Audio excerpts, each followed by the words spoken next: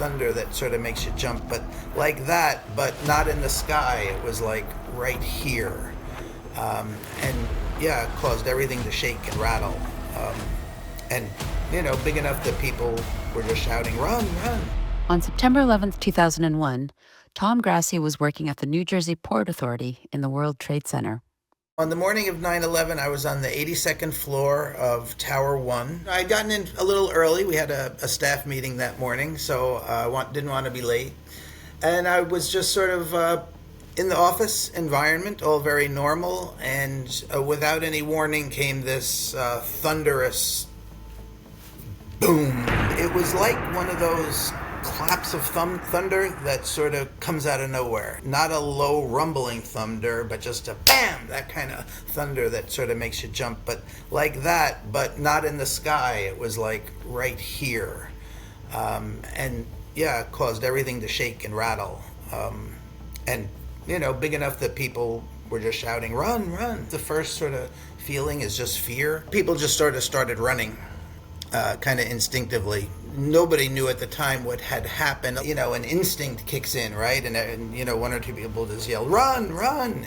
Clearly something happened that was so big, without a lot of time to think. It was just, let's get out of here. We all just sort of started running downstairs.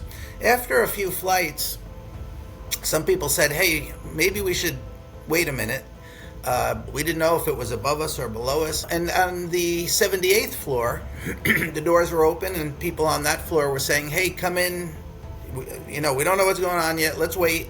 Tom and other employees remembered the last time the building had been attacked, a bombing in 1993. We're thinking, well, in 93, the problem was in the basement. Maybe the problem's in the basement again or right below us. Let's just sit for a minute, gather information, and then make a decision. Because the air conditioning was on, the lights were on, we were all fine, It was a sense of, wow, well, something big just happened, but it's over. Some people had pagers, and we started to get messages that a plane had hit the World Trade Center. And then it was sort of like, that's what it felt like.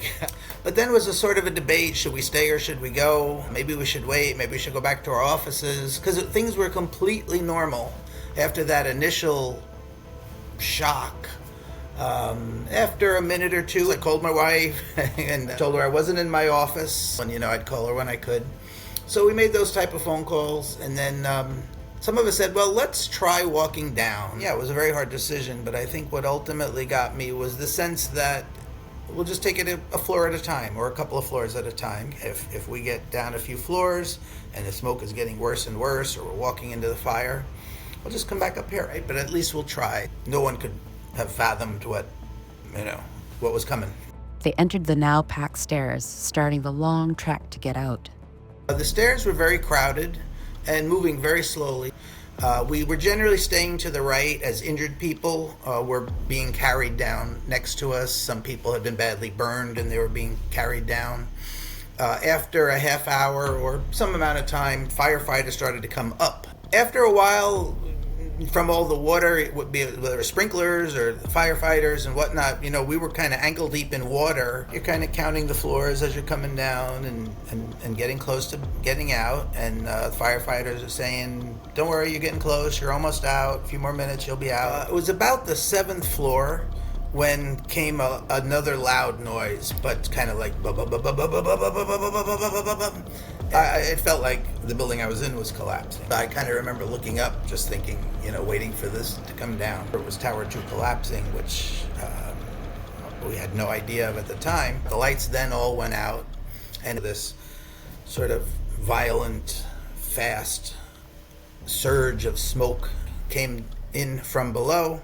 The smoke from Tower 2 getting compressed up a small opening like a stairway door as it gushed in and up, really overtook and overwhelmed the open doors of the stairways.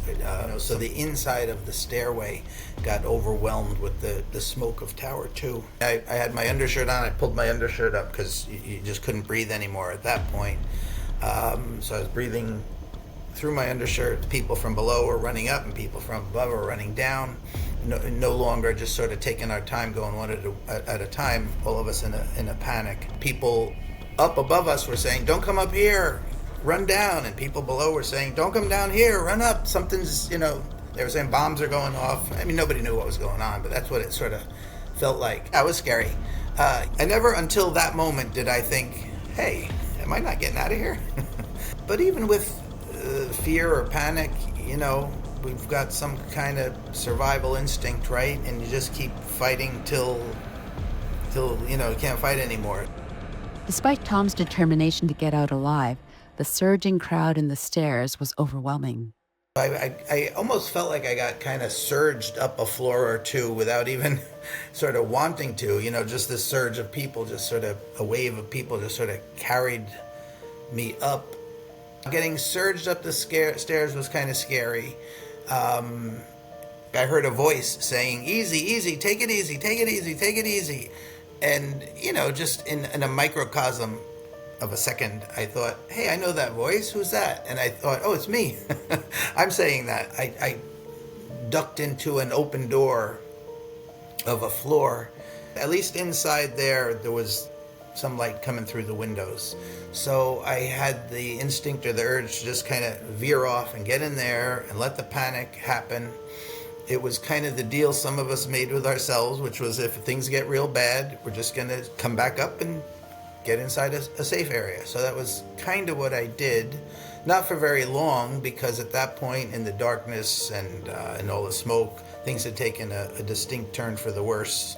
There was no thought to linger for a while, but just to take a minute, sort of catch my breath, but still not wanting to wait too long, because clearly things were not going well. So the word of the day now is get out.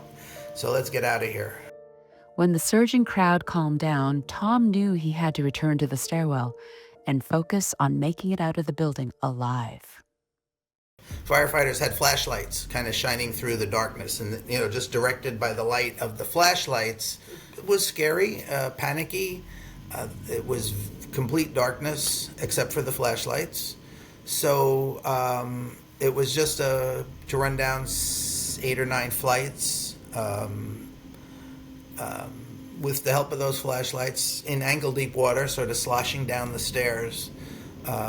So in those few minutes, it was, just a matter of very much in the moment and sort of a determination or a mission or a focus to just, let's get out of this building. Then I was able to get down with no light other than following those people who stayed behind so that we could get out, directed by their lights. So finally, I got out of the building. I was able to kind of breathe, but the air was very much heavy, smoky,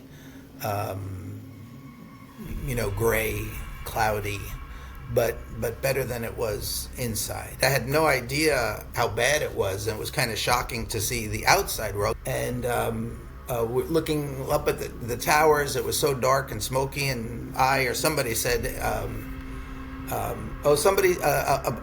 police officer said, run. I saw the other tower fall. You didn't miss anything.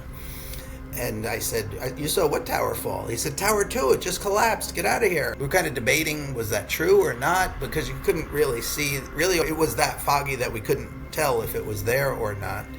The only thing we really could see was Tower 1 because of all the fires that were up there in different floors. There was firefighters or others outside who were shouting sort of the way to go and telling us to run under cover. They were saying, run under the overhang and then down the stairs. And I think in retrospect, the overhang was because there were people falling and jumping, and there were a lot of building parts falling. So running under the overhang would tend to protect us from that. I followed that path, which was through our old plaza where I had attended concerts and, lots of other events. And then down a staircase, which brought us to the street level, thinking that at that point it's over. And we were looking back up at Tower 1, and it sort of tilted at the top, and then there was some panic in the street as people then started to run, not knowing which way is it falling. It just kind of almost slowly comes straight down. It's that big sort of gush of smoke from the bottom, and so it was sort of back into survival mode. I and others ran up the street as that big cloud of smoke kind of enveloped us. Finally, Tom got clear of the area and slowed down, still in shock. I met a couple of coworkers, unsure about where to go, what to do. It had been over the course of 2 hours or so, our whole world had completely changed. And not knowing who survived or how many survived, or were we the only ones who survived? At that time, it was a great relief to see anybody you knew, right? Just to see a familiar face, and we'd shake hands or hug and start walking together. As he walked, Tom learned that the World Trade Center had been part of a terrorist attack. There's a certain, I guess, anger, but a sadness. And at that time, you almost don't know what to believe, right? People out on the street had car radios on, or radios, and then there was rumors or talk that some people were saying a plane had crashed in Pittsburgh, which I guess turned out to be, Shanksville, Pennsylvania, or that planes had crashed into the Capitol or the Pentagon. So there's a feeling of safety of just going home, right? We just better go home. Like, if I go home, I'll be okay. There was no way off the island of Manhattan at that moment. We were figuring we could walk home if we had to, if it takes a day or whatever. But there came word that if you get to the Hudson River, there's ferries. Ferries are running. So ultimately, we walked for a few hours and got on a ferry to New Jersey. I and some coworkers were covered in soot and dust, and so the police department, the hazmat department, was in Jersey City spraying us to get all the soot and dust off. So I got sprayed by a fire hose, and then we're soaking wet, but we're free to go. So trains in New Jersey were running, so I was able to get a train and get picked up and finally make it home. The ordeal wasn't over. Tom and his coworkers were left trying to figure out who made it out of the building alive. There were a lot of phone calls and trying to identify who have you talked to, who haven't you talked to, who's missing, who haven't we heard from.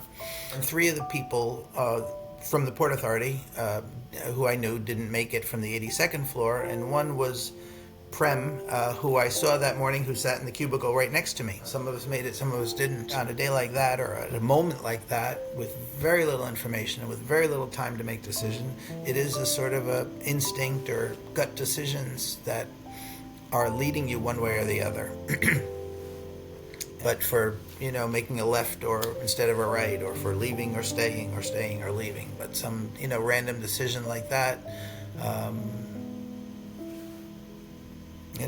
that's wrong decision, and you might not have made it out. And of course, 3,000-ish people didn't make it out. So there was not a lot of logic to who made it out or who didn't.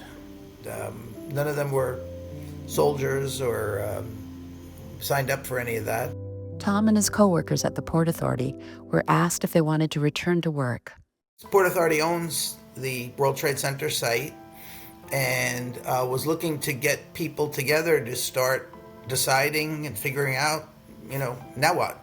What do we do? How do we rebuild? How do we get transportation back? A lot of people didn't want to come back to Manhattan again, or didn't want to go to the World Trade Center again. Some people couldn't face it. I totally get that, but I felt quite the opposite. I was drawn to it. It was this sense of urgency or passion or something that really made me want to get back. I gotta try and help as an architect, or with whatever capabilities I have to help. I knew a lot of people gave a lot so that I could be here, and now I got to pay them back by, kind of doing this for them in memory of them.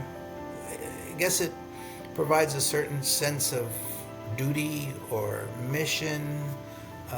Feeling like I can't just walk away. My first time back on the site was October 12th. It's my wedding anniversary, and it was a month and a day afterwards. And I wouldn't have imagined it at the time, but I spent the next 15 years working on the recovery effort. I've gotten friendly through the years and through working on the site with people who were the children of firefighters, for instance, and one guy in particular that his dad was a firefighter and stayed, and I've often thought his dad stayed behind and maybe was one of the guys with the flashlights who helped me get out. His dad kind of trade having grandchildren so that I could, maybe not consciously, but he gave up his chance at that so that I would have that chance at that.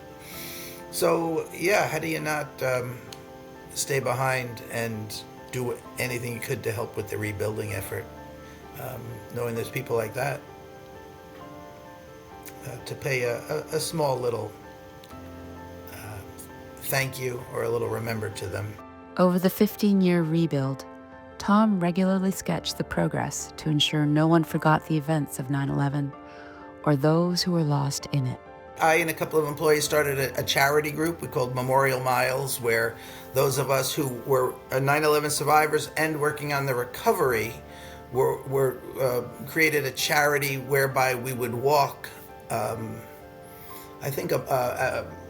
We would walk and go to different places every month. We made like a little celebratory thing out of it, but we worked with what is now the 9/11 Memorial and Museum and raised a good amount of money for them. I was a docent at the museum and spoke there several times, so it really became a part of my life. I really enjoyed and appreciated the opportunity to share that story of the 9/11 story, but also share the story of recovery, rebirth, renewal with people. Hopefully, we are able to